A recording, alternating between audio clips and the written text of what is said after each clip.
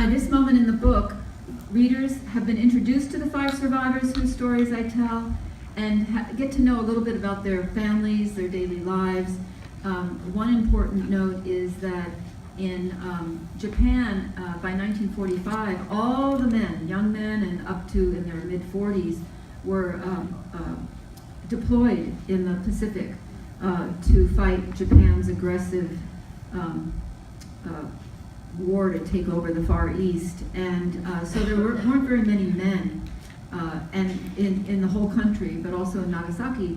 And by that time, any child 14 years or older had to leave school and do something to work. They were assigned to jobs to work for the war effort. And here is a picture of the 5 survivors as children. I love these people so much.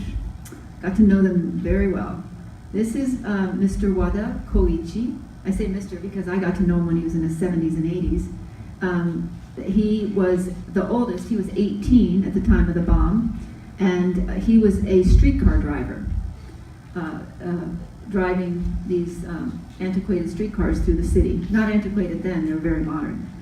This is Mr. Taniguchi Sumiteru.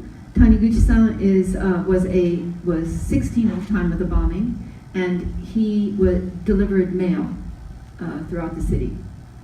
This is Nagano Etsuko. Nagano was also 16 at the time of the bombing, and she worked it was a small college, but the gymnasium had turned into a temporary airplane parts factory, and so she worked there.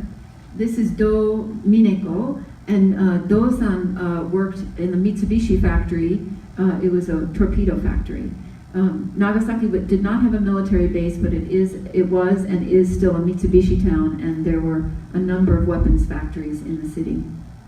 And this is Yoshida Katsuji. Yoshida was 13 at the time of the bomb, and he's the only one who, of these 5, was still in school. This picture was taken when he was 10.